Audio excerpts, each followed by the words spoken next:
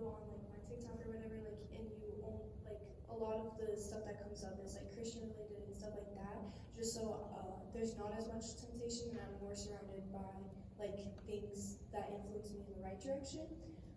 But again, it's still hard because like sometimes the people you follow, like your best friends, aren't like quite in the, like their own voice can be what's tempting you and stuff like that.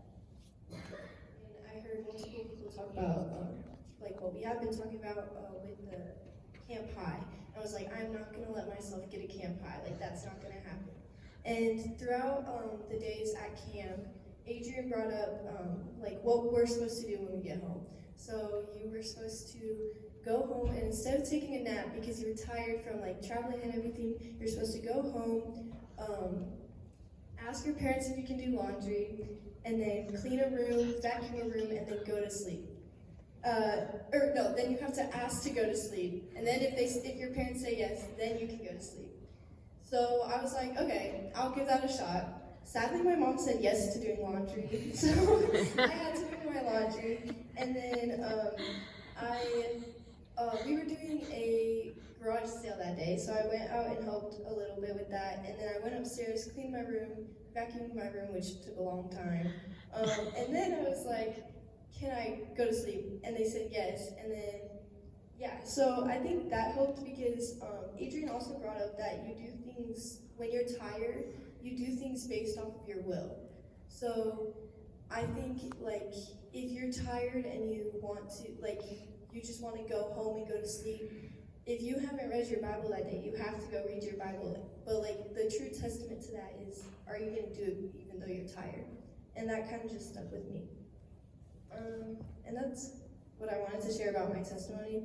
But so I asked Tyler 2 weeks ago if I could share about my service trip that I'm actually leaving today to go to.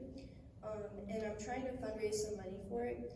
But first, I'm going to tell you guys like what we're doing. So it's 2 actions a day where we are learning about learning and doing hands-on stuff with eco-justice. And it's associated with Be the Neighbor, who visualizes a world where through love of a neighbor, justice is realized, people flourish, and communities are made whole. Throughout this service trip, we're going to be working with multiple nonprofits, including the Water Justice Greenway Foundation, Denver Digs Trees, and Food Bank of the Rockies, and more. And this is through a church downtown in Denver that my friend goes to. And yeah, so to fundraise, I have these certificate of investments. I don't have any with me today, but they cost $15, and essentially it's like an invitation to a dinner where you guys can come to. So one certificate is for one person, and it's August 11th for the dinner. And yeah, so if you would like to do that, we'll talk about the service trip at the dinner. And so if you would like to do that, please come find me after church.